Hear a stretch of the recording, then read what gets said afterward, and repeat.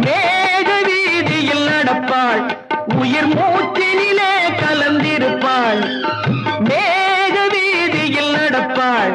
உயிர் மூச்சினிலே கலந்திருப்பாள்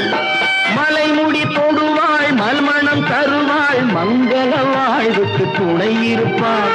மலைமுடி தொடுவாள் மலர் மணம் தருவாள் மங்கள வாழ்வுக்கு துணை இருப்பாள் தாயில்லாமல் நான் இல்லை